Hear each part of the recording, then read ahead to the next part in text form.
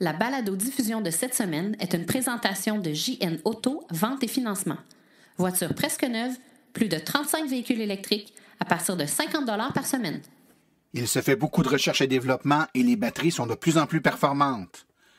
Les véhicules électriques sont plus propres que les véhicules à essence et ce, même lorsque l'énergie qui les alimente n'est pas toujours produite de façon verte. La nouvelle Leaf a des ventes qui dépassent toutes les attentes. Changement au programme de subvention du gouvernement pour les véhicules électriques, vous devez vous inscrire. Véhicules électriques et la vie de famille, aucun problème avec ça. On a un invité qui nous en parle. Les véhicules électriques, est-ce que c'est bon l'hiver? On y répond à la chronique Voiture électrique 101. Tous les événements à venir dans les prochaines semaines et bien plus dans ce 21e épisode de la balado-diffusion Silence, on roule.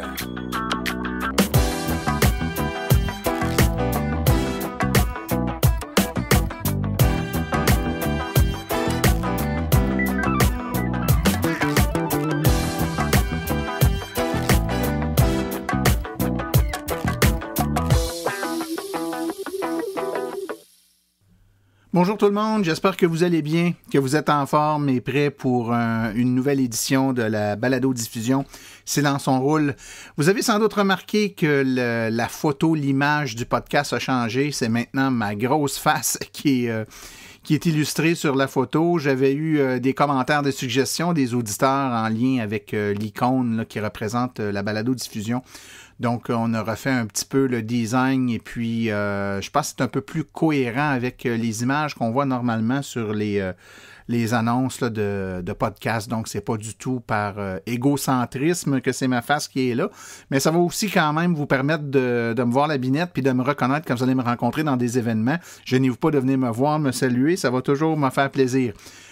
Parlant de vos commentaires, eh bien, je vous invite à aller sur les différents sites et puis de coter le podcast, particulièrement sur iTunes. Donc, si vous écoutez le podcast via iTunes ou même si vous l'écoutez par un autre moyen, là, en allant sur iTunes et puis en trouvant le podcast Silence on roule, vous pouvez mettre une cote là, en étoiles, donc la meilleure étant 5 étoiles. Quand vous nous mettez une bonne note, ben ça nous aide beaucoup. Laissez-nous un petit commentaire aussi. J'ai Matt, donc Tilou007 qui a mis des bons commentaires. D'ailleurs, je regardais ça la semaine passée, donc merci beaucoup. J'ai également Éric Saint-Pierre qui m'a écrit pour me donner des commentaires très positifs par rapport au podcast, donc merci beaucoup. Et j'en profite pour saluer particulièrement Guy F. Cloutier, qui est chauffeur de taxi, et puis il conduit une belle Tesla. Il m'a envoyé une photo en fait de l'écran. Là, vous savez que dans une Tesla, il y a un grand écran couleur verticale qui est là. Et puis, on voit très bien dans son écran là, qu'il est en train d'écouter la balado Silence on roule. Je ne sais pas s'il l'a fait écouter à des clients qui étaient dans le véhicule, mais en tout cas, M. Cloutier, merci beaucoup de nous écouter d'une façon assidue là, pendant que vous travaillez, en fait, dans votre taxi. Dans un autre ordre d'idée, on va en reparler un petit peu plus loin lors de la présentation des événements à venir, mais n'oubliez pas qu'il y a le salon du véhicule électrique de Saint-Hyacinthe qui s'en vient. L'AVEC, on va être là. On va avoir un kiosque, évidemment. On va faire des essais routiers.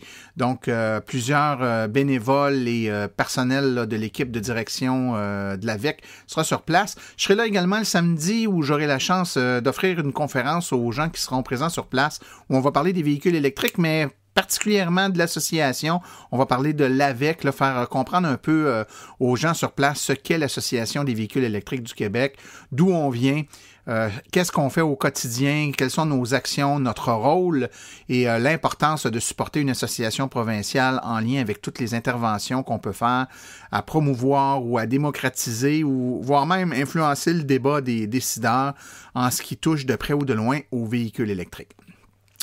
Alors voilà, c'est ce que j'avais à vous raconter aujourd'hui comme introduction de l'émission.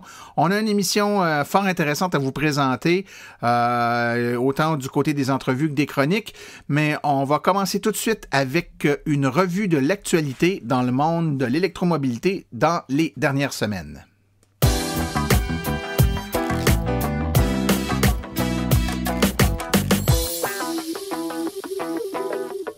On le sait sans contredit, l'un des éléments les plus importants dans les véhicules électriques, c'est les batteries. Personne ne doute du fait que les recherches et le développement dans les batteries, c'est ce qui va amener des véhicules plus performants parce que les véhicules vont se recharger plus vite et vont avoir une autonomie plus grande accrue. Eh bien, c'est dans cet esprit que 3 fabricants de batteries, 3 immenses fabricants de batteries fort connus de la Corée du Sud, vont investir 2,3 milliards de dollars américains d'ici 2020. Donc, on parle de LG Chem, Samsung SDI et SK Innovation. Alors, ils prévoient investir l'équivalent de 2,3 milliards de dollars américains dans leur entreprise. Puis, le 5e de ce montant là, va être consacré à de la recherche et développement, tandis que le reste va être investi dans des sites de production qui vont être construits en Corée du Sud. Donc, espérons que de cette recherche et de cette production émaneront là, des batteries qui vont pouvoir améliorer la densité énergétique et puis, de ce fait, là, permettre d'avoir des véhicules électriques avec des meilleures caractéristiques et à meilleur prix. Les études se suivent, mais ne se ressemblent pas, dirait l'autre. Beaucoup d'études qui se contredisent l'une l'autre par rapport à quel point une voiture électrique, c'est une voiture qui est propre ou qui émet peu de polluants. Certains disent que, par exemple, aux États-Unis, une voiture électrique, ça pourrait polluer autant qu'une voiture à essence parce que l'électricité est produite de façon un peu moins verte qu'ici, disons-le. Mais il y a une étude qui révèle que même les voitures électriques alimentées par de l'électricité plus sale émettent moins d'émissions que les voitures diesel. En effet, une nouvelle étude a tenté de répondre à 2 des principales préoccupations concernant l'impact environnemental des véhicules électriques par rapport aux voitures à essence, c'est-à-dire les émissions provenant de la production d'électricité pour alimenter les véhicules électriques, ainsi que l'impact des matières premières minières. Donc, le principal point à retenir, c'est que même les voitures électriques alimentées par de l'électricité produite par des sources de combustibles fossiles les plus polluantes, comme le charbon par exemple, émettent tout de même moins d'émissions que les voitures à diesel. Les ventes de la toute nouvelle Leaf 2018 s'annoncent très intéressantes. En effet, en moins de 2 mois, et bien que sur des marchés très limités, la vente des nouvelles Leaf a déjà dépassé celle qu'avait réalisée Nissan en 12 mois lors de la mise en vente de la première Leaf en 2010. C'est M. Dunsmore, qui est directeur de la division électrique de Nissan Europe, qui en a parlé, qui s'est dit tout à fait ravi des ventes de la Leaf 2018. Selon ses dires, quelques 3500 nouvelles Leaf ont été vendues en Europe, alors qu'elles ne sont disponibles que depuis le début septembre et dans quelques pays seulement. Mais encore plus impressionnant, c'est le chiffre total. Toujours selon M. Dunsmore, c'est plus de 9000 Leaf qui auraient été vendus, mais pas toutes livrées évidemment, là, en Europe et au Japon. Les commandes de la Leaf donc, ont dépassé de loin les attentes du constructeur automobile, bien qu'il ne nous ait pas donné aucune information à ce jour sur ce qu'étaient ces attentes. La Norvège a été le premier pays européen à obtenir la Leaf. On pouvait la commander dans le pays là, dès le début du mois de septembre, mais plus récemment, le 2 octobre, les carnets de commandes ont été ouverts en Allemagne, en Autriche, en France, aux Pays-Bas. Donc, c'est très, très, très prometteur. On vous rappelle qu'ici, les précommandes sur liste d'attente chez les manufacturiers, les vendeurs, donc les concessionnaires Nissan, donc les carnets de commandes sont ouverts. Vous pouvez aller placer votre commande pour votre nouvelle Nissan Leaf et les livraisons sont prévues quelque part dans le premier trimestre de 2018, donc probablement vers février ou mars 2018. Une information importante cette fois-ci pour ceux qui ont l'intention de demander une subvention pour l'achat d'un véhicule électrique neuf ou usagé ou encore d'une borne. Donc, on sait que le programme Rouler vert du gouvernement du Québec le subventionne jusqu'à 8 000 $ l'achat d'un véhicule électrique neuf, 4 000 $ un véhicule électrique usagé qui répond à certains critères bien précis. Il y a aussi des subventions à l'achat et l'installation d'une borne de recharge. Donc, à venir jusqu'à il n'y a pas très longtemps, c'était pas vraiment compliqué. On allait chez notre concessionnaire automobile, on choisissait notre véhicule en espérant qu'il y en avait disponible, bien entendu. Et puis, c'est le concessionnaire, lors du contrat d'achat, qui faisait la réclamation du 8 000 $ et puis vous faisait la déduction là, sur votre document, votre contrat d'achat. Eh bien, on apprend maintenant qu'il y a un changement. Vous devrez maintenant vous inscrire en ligne si vous voulez obtenir la subvention. Donc, le nouveau programme là, en ligne du programme Rouler vert va vous permettre de réaliser les actions suivantes. Donc, soumettre une demande de rabais pour l'acquisition d'un véhicule neuf. de soumettre une demande de rabais pour l'acquisition d'un véhicule d'occasion, donc pour les véhicules, là, les concessionnaires sélectionnés, soumettre une demande de remboursement pour une borne de recharge à domicile ou encore pour suivre le traitement de vos demandes de remboursement. Donc, il faut faire bien attention. Là. Donc, vous devrez quand même demander au concessionnaire de remplir les documents. Le concessionnaire va quand même lui-même demander la demande de remboursement, mais vous devrez au préalable vous être inscrit en ligne pour créer votre profil utilisateur. Donc, ça va être c'est une option supplémentaire. Bien sûr, les gens disent, on bureaucratise les étapes, mais je pense que ça va permettre aussi de débroussailler bon nombre de plaintes des consommateurs qui n'étaient pas capables de voir le traitement de leurs demandes, particulièrement pour les demandes de bornes où on faisait des demandes, on ne savait pas trop où s'en était rendu. Donc là, tout ça va être centralisé. Vous créez votre profil, c'est pas compliqué, c'est gratuit. Puis une fois votre profil créé, vous allez chez votre concessionnaire et puis lui va être capable de faire la réclamation à partir du moment où votre profil va avoir été créé en ligne. Évidemment, sur notre site web, on va mettre tous les liens là, dans les références de la balado-diffusion. Vous aurez tous les liens là, pour être capable d'aller créer votre profil en ligne et ainsi bénéficier des subventions qui vous sont octroyées. On vous donne souvent des statistiques de vente de véhicules électriques au Québec et au Canada. Eh bien, voici maintenant une statistique de vente mondiale qui pourrait vous intéresser. À savoir qu'un nombre record de 123 000 véhicules électriques rechargeables ont été vendus à travers le monde en septembre seulement. Donc, les ventes mondiales de véhicules électriques rechargeables ont atteint 2 niveaux records en septembre, avec environ 122 860 livraisons, une hausse de 55 %, battant ainsi l'ancien record d'environ 105 000. Étant donné que les 3 derniers mois de l'année sont connus pour être la période la plus fructueuse en vente de véhicules électriques, on peut s'attendre à ce qu'au moins 1,1 à 1,2 million de véhicules électriques soient vendus au total en 2017. Une petite nouvelle cette fois-là qui n'est pas nécessairement autant de l'actualité comme de l'information que vous pouvez aller chercher. On vous rappelle que sur le site web de l'AVEQ, vous avez une section avec des blogs dédiés à différents sujets, mais particulièrement dédiés à certains modèles de véhicules. Donc, pour vous y rendre, c'est fort facile. À partir du site web de l'AVEQ, là, dans les menus en haut, vous avez un bouton forum. En plaçant votre souris sur le bouton forum, va apparaître un choix, donc c'est écrit projet et témoignages et blog. Vous choisissez tout simplement témoignages et blog et de là, vous avez accès là, à des blogs sur différents modèles comme la Volt, la Kia Soul EV, la Hyundai Ioniq, la Tesla, la Zoe, la IMIEV. Vous avez donc différents modèles de véhicules et vous pouvez aller lire là de l'information de blogueurs sélectionnés là, qui vous écrivent des articles en lien avec l'utilisation du véhicule. Donc, c'est une excellente façon à la fois de vous renseigner et puis d'interagir parce qu'un blog, on peut lire, mais on peut également répondre, poser des questions. Donc, c'est une alternative aux forums et aux autres moyens de vous renseigner. Donc, je vous incite à aller faire un tour pour avoir de l'information pertinente écrite par des utilisateurs. Étudier dans le domaine des véhicules électriques, c'est quelque chose qui vous intéresse? Eh bien, sachez que la technologie des véhicules électriques, c'est quelque chose qu'on peut apprendre en étudiant l'attestation d'études collégiales qui porte justement le nom d'AEC en technologie des véhicules électriques. C'est donné par le regroupement Connecté. Donc, c'est le groupe collégial, le Cégep de Rivière-du-Loup et également le programme s'offre à Saint-Jérôme, mais particulièrement Rivière-du-Loup pour l'instant. Il y a une deuxième cohorte du programme de courte durée en technologie des véhicules électriques qui va démarrer en janvier 2018, soit un an plus tôt que prévu. Il y a des inscriptions qui sont en cours. Si le programme vous intéresse ou que vous voulez avoir plus d'informations, vous pouvez y aller directement via notre site web ou encore téléphoner au 1-800-463-8016. Évidemment, l'attestation d'études collégiales vise particulièrement les étudiants là, qui veulent obtenir une formation qualifiante qui va leur permettre de travailler dans les entreprises qui fabriquent, assemblent, réparent les différents véhicules électriques.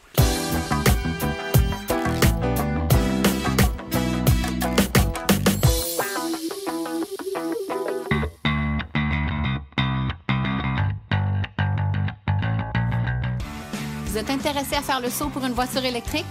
Vous considérez choisir une voiture d'occasion? Rendez-vous chez JN Auto. Avec plus de 35 modèles presque neufs en stock, c'est définitivement le chef de file lorsque vient le temps de vous procurer un véhicule électrique. En plus des prix déjà très compétitifs, JN Auto offre un rabais exclusif aux membres hors de l'Association des véhicules électriques du Québec. Une réduction supplémentaire de 299 $ sur le prix affiché à l'achat de votre véhicule. Une seule promotion disponible par achat. Consultez notre liste de voitures au www.jnauto.com. Téléphonez-nous au 1-888-821-3084 ou rendez-vous directement au 317 route 116 à Richemont en Estrie. JN Auto, choix, qualité et service après-vente irréprochable depuis 35 ans.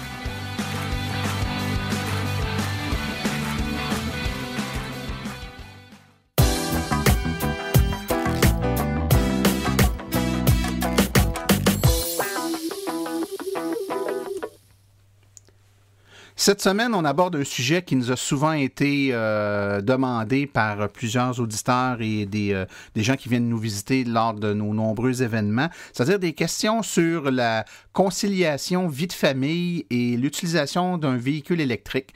Certains ont des craintes, certains pensent que si on a des journées où on a un horaire atypique avec du sport, des déplacements non privés avec les enfants, on pourrait être en problème avec un véhicule électrique. D'autres pensent que c'est trop compliqué pour gérer là, le fait qu'on a des recharges à faire à la maison, puis tout ça. Puis la vie souvent imprévisible que celle de personnes à la maison avec des enfants, puis des horaires parfois un peu irréguliers. Pour répondre à cette question-là, puis essayer de faire le tour un peu sur comment on réussit à y arriver finalement, je suis en compagnie de Geneviève Brassard. Geneviève, bonjour. Bonjour Martin. Ça va bien? Ça va bien toi? Très bien, merci. Écoute, Geneviève, t'as pas été choisie parce que tu es une personnalité connue qu'on associe à la famille comme d'autres personnes qu'on connaît. Tu es tout simplement une auditrice, quelqu'un avec qui j'ai correspondu, on s'est écrit à un moment donné, puis tu me faisais part là, du fait que toi, tu as un véhicule électrique, puis tu as une famille, puis tu étais disponible et disposé à en parler. Donc, si tu permets, moi, j'ai quelques questions à te poser. Ben oui, vas-y. La première, ça fait combien de temps que tu as une voiture électrique? En fait, on a une Nissan Leaf 2016, puis je te dirais là, dans à peu près 2-3 semaines, là, ça va faire 1 an exactement qu'on l'a. OK. Et est-ce que c'est votre seul véhicule ou vous avez un autre véhicule à essence ou hybride? Ben non, malheureusement, on a un autre véhicule à essence. C'est une Mazda 5.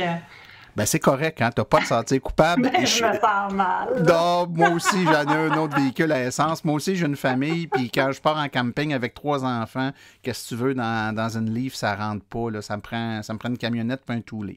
Un jour.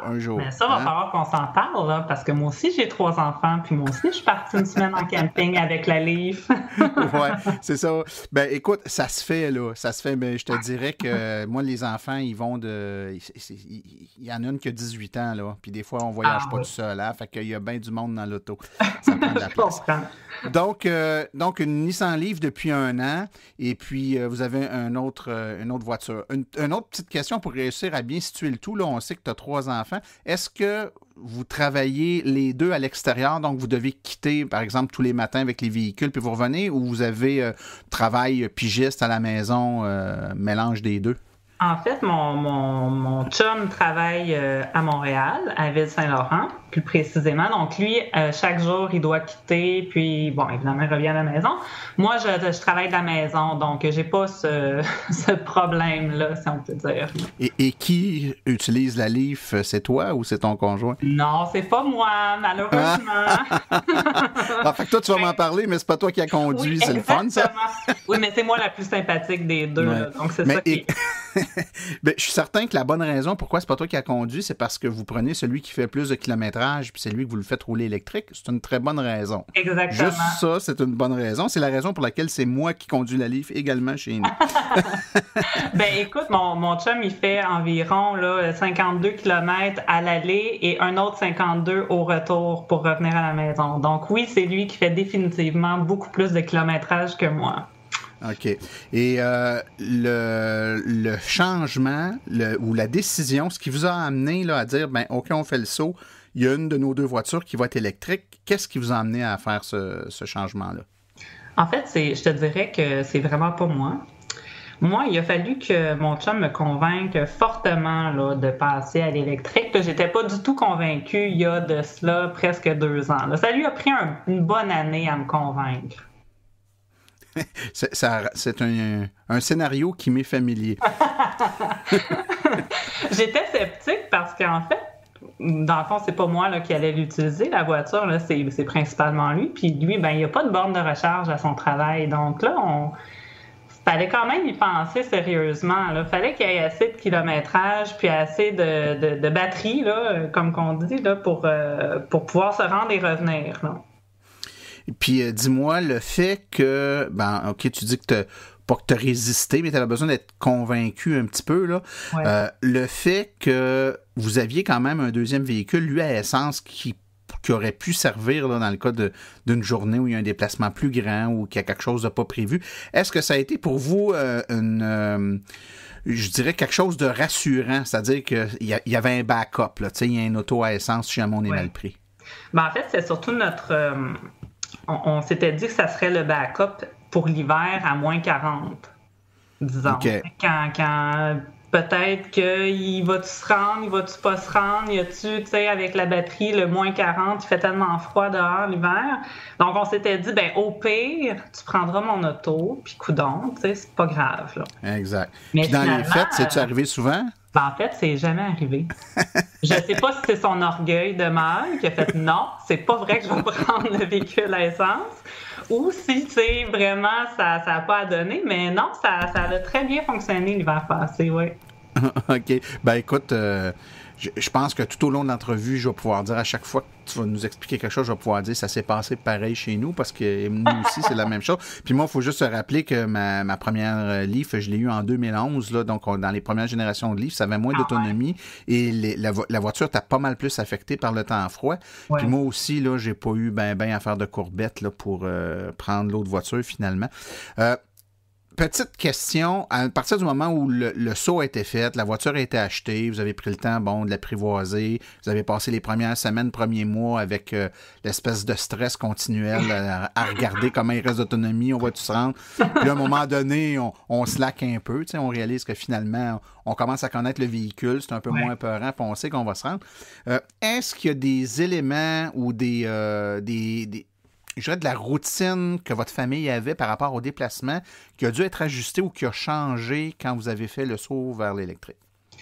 En fait, avant, on prenait toujours ma voiture à moi, ma Mazda 5, là, pour des déplacements là, la fin de semaine, aller voir grand-papa, grand-maman et tout. Puis finalement, là, maintenant, on se rend compte que non, mon auto est pas mal inutilisée, je te dirais. C'est vraiment plus la Leaf. Là. On ne prend que la Leaf. Là. Même quand on sort en famille, même quand on va relativement loin, là, si on peut dire, là, on prend toujours la Leaf. Oui, c'est un phénomène qu'on explique souvent quand je donne à l'occasion des conférences. Puis j'explique aux gens que quand on fait le calcul, on regarde ce qu'on va sauver en essence, puis tout le monde est capable de faire un calcul savant là, de je vais utiliser tant de centaines de dollars de moins d'essence par mois, puis je le remplace par tant de dizaines de dollars d'électricité. Ce qu'on néglige, et moi je l'ai vécu, puis je l'ai vraiment mesuré parce que je faisais une comptabilité séparée pour les deux véhicules, là, pour plein de raisons, c'est que le véhicule qu'on n'a pas changé, le véhicule à essence, la facture d'essence a baissé dessus parce qu'on ne l'utilise plus. Donc, non seulement la voiture qui est devenue une voiture électrique, c'est sûr que celle-là ne consomme plus d'essence, mais l'autre voiture à essence, notre deuxième voiture qui, elle, est à essence, on l'utilise entre 30 et 40 % moins, ce qui fait que la facture d'essence du véhicule à essence a aussi baissé. Absolument. Oui, c'est un phénomène spécial. C'est bien le fun, je te dirais. Puis, quel a été, je connais pas l'âge de tes enfants, là, mais quelle a été la réaction qu'ils ont eue par rapport à cette auto-là? Comment ils réagissent face à l'auto électrique? Écoute, je vais te répondre. Mes enfants, ils ont 8, 6 et 4 ans. Puis, ils sont comme émerveillés, là. En fait, dès qu'on parle de voiture, puis dès qu'ils font « Ah, wow, elle est belle cette auto-là, maman! » Ah, mais elle pollue, elle, hein? Ah, elle est à essence, elle n'est pas électrique, elle. Ouais, je te dirais qu'ils ont comme maintenant beaucoup plus conscience là, de la pollution, des autos à essence, des autos qui sont pas à essence, qui sont électriques. Maintenant, ils les reconnaissent là, même sur la route. Là. Ouais. Est-ce que vous avez eu pas un stress, mais est-ce que vous avez une préoccupation de sécurité due au fait que cette voiture-là étant très silencieuse, vous sortez du driveway ou vous bougez le véhicule puis les enfants sont dehors, ils pourraient ne pas l'entendre. Prenez-vous des précautions particulières ou le bruit naturel du véhicule électrique qui émet quand même un silement là, est suffisant pour prévenir là, des accidents? Ben, c'est sûr que comme, dans le fond, quand elle recule, il y a un bip. Et ça fait bip, bip, bip. Mon petit garçon, mon plus jeune, « Ah, c'est comme un gros camion, maman! » C'est comme les gros camions qui reculent.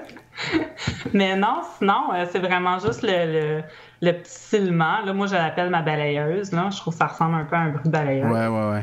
Mais non, c'est bien assez. Là. C'est pas du tout, on n'est pas du tout inquiet là, de la sécurité des enfants. Là. Ils l'entendent très bien. Là. Puis là, les auditeurs là, connaissent dans certains cas les véhicules, dans d'autres cas un peu moins. La Nissan Leaf, c'est pas une voiture qui est très grande, là. C'est quand même une 5 places. Ouais. La gestion des déplacements, donc je présume que c'est les 2 adultes en avant, les 3 enfants en arrière. Oui. Les 3 enfants, ça rentre bien, il y a des sièges d'auto, ça crée pas de problème? Ben, écoute, j'ai 2 boosters sur les 2 côtés, puis le plus jeune, il est encore dans un banc, là, un banc d'auto qu'on attache entre les jambes et tout, là, dans le milieu. Là. Puis non, ça rentre très, très bien. En fait, c'est une des principales... il n'y avait pas le choix d'avoir les 3 bancs qui rentrent. Là. Ouais. C'est ça, qu'une famille, tu ne veux pas en laisser un. Ben non. Puis tantôt, tu parlais de camping, donc je conclus que vous êtes allé en camping à 5 en livre. Ben oui. Puis le stock de camping était où? Ben, il était dans la valise. La valise est très grande, là, quand même. Mais c'est quand même assez surprenant. Moi, j'avais été très surprise là, quand j'ai vu la valise pour la première fois. Là. Je pensais pas être capable d'aller en camping quand même, là, je dois avouer. Là. Mais ça a été un beau petit défi, puis on l'a réussi. Puis, sans indiscrétion, par rapport à votre point de départ, qui est la région de Montréal, là, vous êtes allé dans quel coin en camping? En fait, nous autres, on est dans le coin de Mirabel, sur la rive nord de Montréal. Puis on est allé faire le tour de la Gaspésie. Oh wow! Donc, c'est une belle tournée, là. Puis pour les auditeurs, là, juste vous rappeler que, en fait, techniquement parlant, c'est plus facile de faire le tour de la Gaspésie en véhicule électrique que d'aller à Toronto. C'est-à-dire que toute la boucle, la péninsule gaspésienne, les deux rives là, sont super bien reliées par un réseau de bornes de recharge rapide. Ouais. Donc, partir de la région de Montréal puis aller en Gaspésie, c'est relativement simple. Donc, vous avez fait la tournée avec des arrêts aux bornes de recharge rapide à tous les, je sais pas, 50 à 80 ou peut-être même 100 km. Comment vous avez géré ça avec les enfants dans l'auto? C'était pas problématique ou ça n'a pas créé étiré un peu le trajet de déplacement puis rendu ça plus désagréable ou ça s'est bien passé?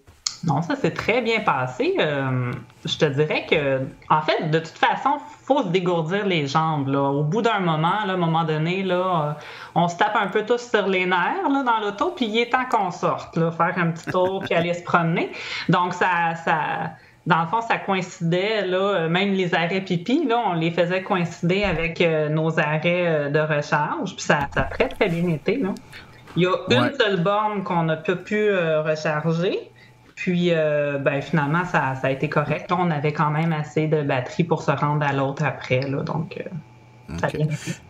Donc, pour les activités un peu plus qui sortent un peu plus de l'ordinaire, comme les vacances estivales puis tout ça, vous les avez faites aussi avec la voiture électrique, avec toute la famille, puis il n'y a pas eu d'inconvénients ou de problématiques majeures dû au fait que le véhicule était électrique comparativement à une voiture essence. Il y a de quoi même ça vous permet de voyager un peu plus en faisant des arrêts à des endroits bien ciblés puis prendre le temps de voir et d'apprécier un peu là, les régions dans lesquelles vous êtes sans toujours rouler sans arrêt. Ça peut même être un avantage. En fait, c'est un assez gros avantage. Là, on a découvert des petits coins un petit peu plus reculés. Là. Il y avait quand même des bornes un petit peu partout, puis pas nécessairement sur la route principale. Là. Il fallait des fois dévier un petit peu, puis on a découvert des beaux petits coins, puis c'est bien le fun. Puis, tu sais, dans le fond, ça fait juste apprécier le voyage aussi, là.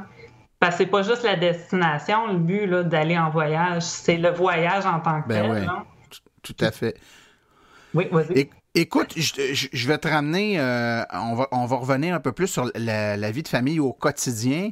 Ton conjoint va travailler avec l'auto. Tu m'as donné une idée tantôt de la distance qu'il a parcouru. Quand il revient, la batterie, elle doit être grandement, passablement déchargée, là. Est-ce que si... Je te dirais que ça dépend. L'été, il y a en fait, il y a des journées cet été qui arrivaient toutes bien excitées et qui ne sait pas combien de pourcentage il me reste sur ma batterie. Je capote. J'ai même pas besoin de recharger pour demain. Des fois, il me disait ça. Puis, regarde, l'hiver passé, ben là, ça, c'est sûr que des fois, il revenait, puis, tabarouette, un peu plus, là, puis je me rendais pas, là. C'était juste, il faisait froid aujourd'hui, là, tu sais, c'est ça. Fait que, ça dépend, là, c'est la température. Mais pour les activités, je dirais, par exemple, que ce soit des cours de natation pour les enfants, ou peu importe, des fois, le soir, on a un deuxième chiffre qui commence. Est-ce que vous le faites aussi avec la voiture électrique? Et si oui, est-ce que entre le moment où ton chum revient de travailler puis le moment où vous repartez pour les activités, vous avez le temps correctement de charger suffisamment l'auto pour vos besoins, si besoin est de recharger? Est-ce que ça vous a déjà causé des problèmes du genre, je fais ma journée, mais pour le soir, là, je peux plus, il faut que je prenne l'autre auto? Si c'est arrivé, je me souviens pas d'avoir pris l'autre auto. Dans le fond, il faut dire que mon chum, maintenant, il est de soir. Donc, il s'ennuie un petit peu du trafic parce qu'on sait qu'avec une auto électrique, le trafic, c'est presque rendu le fun, non? Ça recharge en même temps. Mais avant ça, il était de jour. Puis le soir, si on avait à faire des commissions ou les cours, comme tu dis, il n'y a jamais eu de problème, là. Okay. Au pire, il recharge une petite heure, le temps du souper, un petit 2 heures, puis on repart, puis c'est tout, là. Bon, tu vois, c'est ça. Ça corrobore pas mal ce qu'on entend aussi là, pour la plupart des gens. Je trouvais ça le fun de pouvoir parler avec toi aujourd'hui. En même temps, il y a un bon nombre de réponses là-dedans. Tu sais, que je le sais, on parle avec beaucoup de gens, puis c'est pas mal la même chose que tu dis dans le sens où ça va super bien, ils n'ont aucun problème. Puis s'il y a de quoi, ils regrettent de ne pas avoir fait le geste avant, tu sais, d'avoir changé avant. Écoute, j'ai envie de te laisser avec une dernière question. Si jamais, demain matin, pour une raison X, c'est une Mazda 3, Mazda 5? Mazda 5, oui. Mazda 5. La Mazda 5 rendait l'âme, et là, vous devez acheter une deuxième voiture. Est-ce que l'éventualité d'avoir une deuxième voiture qui serait elle aussi électrique, c'est quelque chose de possible ou vous préféreriez garder par sécurité une voiture à essence? Non, moi, je suis all-in. All-in dans l'électrique. Maintenant que je suis pleinement convaincu, Martin, non, moi, si mon auto meurt demain, je veux une auto électrique, là. Je suis extrêmement jalouse de la livre de mon chum. J'en veux une pour moi. Puis le pire, c'est que si c'est le cas, ta voiture étant une voiture plus récente, aura probablement des caractéristiques plus intéressantes que celles de ton chum, ce qui va le rendre jaloux. Ben c'est ça, ça va être lui, c'est le retour du balancier, c'est lui qui va être jaloux maintenant. Ben c'est ça, c'est ça. Ça prend un petit peu d'égalité si on veut que tout le monde soit heureux. Geneviève Brassard, merci beaucoup pour ta générosité aujourd'hui. Ça fait plaisir. Merci, bye bye. Merci, bye.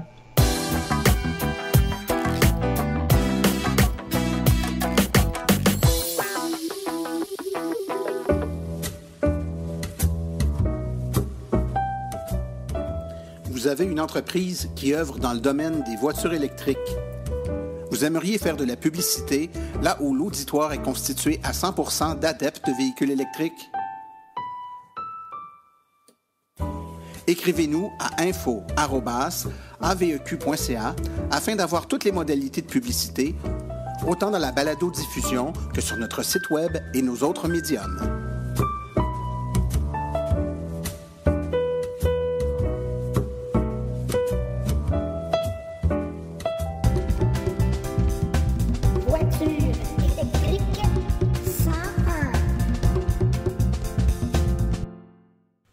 Alors, pour le segment Voiture électrique 101, cette semaine, on a Émile qui est là et qui a probablement une petite question pour nous. Mais avant de lui céder la parole, simplement vous rappeler que si vous avez à la maison un enfant qui a des questions à poser, toutes les questions sont bonnes, enregistrez-le avec votre téléphone et puis envoyez-moi le fichier audio. C'est très simple et puis moi, comme ça, je vais être capable de le passer directement en ondes. Ou encore, si vous préférez, vous pouvez m'envoyer un petit courriel avec la question et puis on s'arrangera pour y répondre quand même. Alors, Émile, tu as une question pour moi aujourd'hui. Oui. J'ai dit à un ami à l'école que chez nous, on avait une voiture électrique. Puis il m'a répondu, c'est bien beau les voitures électriques, mais c'est pas fait pour l'hiver. Ouais, puis tu te demandes si c'est vrai? Ouais. Ben, en fait, je vais essayer de répondre à la question le mieux possible. Écoute, c'est pas vrai que c'est pas fait pour l'hiver, premièrement. C'est une voiture comme toutes les autres voitures, donc en ce sens-là, est conçue pour rouler hiver comme été. On y met des pneus d'hiver, puis on met le chauffage, puis on roule comme n'importe quelle autre voiture. Donc, de dire que c'est pas fait pour l'hiver, c'est pas vrai.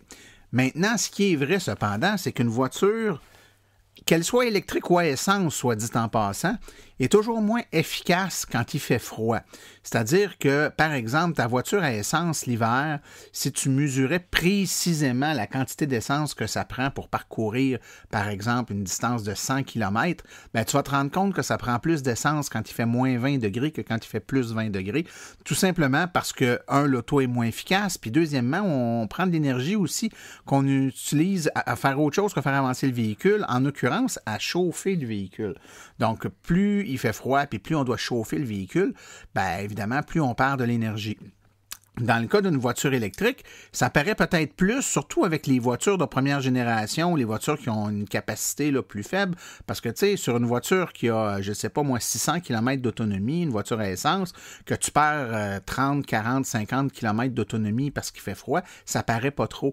Mais perdre 50 km d'autonomie quand ta voiture en a 150, ben tu viens de perdre quand même une grosse partie, là, tu sais, il y a le tiers de ton énergie qui est perdu. Il faut savoir, par contre, que c'est pas à toutes les températures qu'on perd nécessairement beaucoup d'énergie. Plus il fait froid, moins ta voiture électrique va être capable d'aller loin. En fait, plus il va y avoir un ralentissement au niveau de l'activité chimique de la batterie et plus également on va demander à la voiture de dépenser de l'énergie à chauffer l'habitacle, donc moins on va être capable d'aller loin.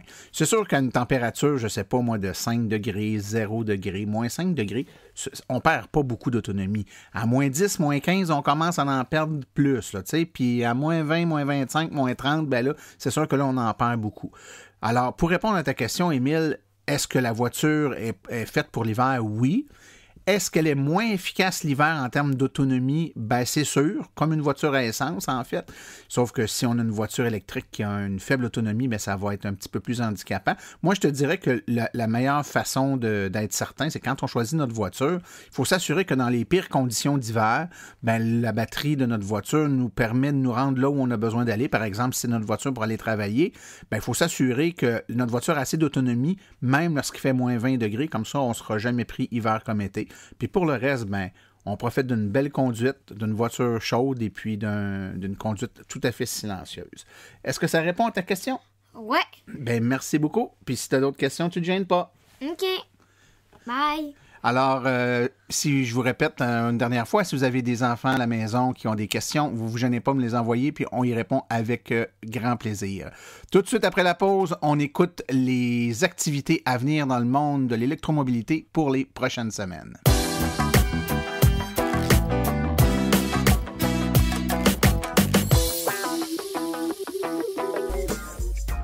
Alors, voici les activités à venir dans le monde de l'électromobilité pour les prochaines semaines. Il y a toujours les mercredis Montréal au Trou-de-Prix, division électrique. Ça, c'est tous les mercredis soirs au 5600 Métropolitain Est à Saint-Léonard. De l'information sur les véhicules, des essais routiers, toujours des conférences et des séances d'information, des professionnels de l'industrie sur place. C'est à ne pas manquer. Le tout premier salon du véhicule électrique de Saint-Hyacinthe du 24 au 26 novembre 2017. Les manufacturiers sont sur place, des conférences, des voitures, des bateaux, des motos, scooters, camions de livraison. C'est au tout nouveau centre des congrès de Saint-Hyacinthe au 1325 rue Daniel Johnson. L'AVEC sera sur place pour des essais routiers et conférences. Opération Nez Rouge électrique à Joliette. C'est des bénévoles de l'AVEC avec Opération Nez Rouge qui vont effectuer des raccompagnements avec leur voiture électrique Ça, c'est le 15 décembre 2017.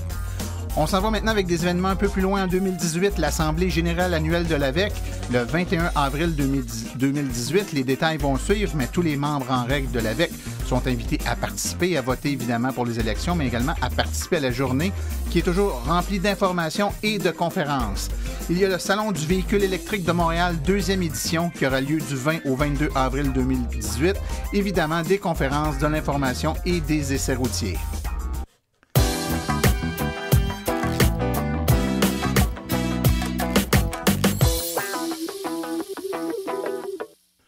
Ceci conclut la présente balado-diffusion. L'AVEQ remercie tous les collaborateurs, particulièrement aujourd'hui Geneviève Brassard et Émile, pour leur participation. La reproduction ou la diffusion de l'émission est permise, mais l'Association des véhicules électriques du Québec appréciera en être avisée. Toute question concernant l'émission peut être envoyée à l'adresse martin@aveq.ca. Pour toutes les questions générales regardant l'électromobilité ou l'association, veuillez plutôt écrire à info@aveq.ca. Pour vous renseigner et avoir accès à toute la documentation de l'AVEQ, visitez notre site web au www.aveq.ca. Et je vous rappelle que sur notre site web, afin de vous faciliter la tâche, vous avez accès aux archives de nos balados ainsi qu'à des hyperliens vers les sites web mentionnés aujourd'hui, le tout directement à aveq.ca/silence. Mon nom est Martin Archambault et d'ici la prochaine balado, j'espère que vous attraperez la piqûre et direz vous aussi, silence, on roule.